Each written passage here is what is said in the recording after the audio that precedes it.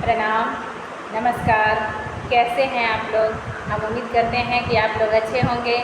अच्छे से रहिए, पढ़िए, अध्ययन कीजिए, मनन कीजिए और अपने सपनों को साकार कीजिए। तो आज हम लेकर आए हैं मीराबाई का, कवयित्री मीराबाई का कवि परिचय, है ना। मीराबाई का जन्म के बारे में बताया जाता है कि 1504 ईस्वी में उनका जन्म होता है और 1563 में उनका देहांत। हम देखेंगे कि मीराबाई जैसे कवयित्री दूसरी नहीं हुई।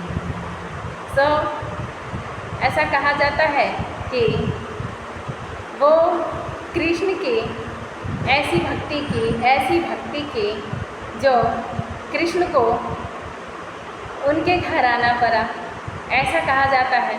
तो चलिए आइए हम लोग देखते हैं कि हिंदी साहित्य के भक्ति रस शाखा में सबसे महत्वपूर्ण रूप में प्रेम दीवानी, दर्द दीवानी मीराबाई का नाम आदर के साथ लिया जा सकता है।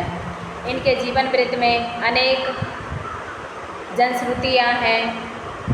कहते हैं कि इनकी जीवनी अलौकिक घटनाओं से युक्त हो जाती है। कुछ घटनाएं सत्य भी हैं जिनका वर्णन मीराबाई की कई रचनाओं में हुआ है और अनेक रचनाओं का उल्लेख होते हुए भी मीराबाई की पदावली ही सबसे प्रामाणिक मानी गई है। तत्कालीन वातावरण की दृष्टि से अगर हम बात करें तो संतों की ये शिष्या दिखती हैं, किंतु धार्मिक दृष्टि से ये शगुन भक्ति के समीप पड़ती है। यही कारण है कि मीरा के भाव संतों के भाव जैसे ही अनुभूति में है। हम कह सकते हैं कि उनकी शैली में अधिक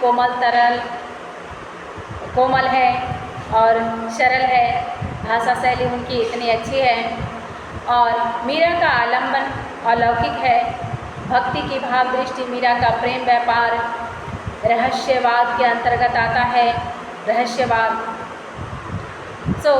कहते हैं कि मीरा के आराध्य शगुन कृष्ण हैं, जबकि रहस्यवाद निर्गुण और ब्रह्म और जीव के मधुर रागात्मक संबंध पर आधारित है।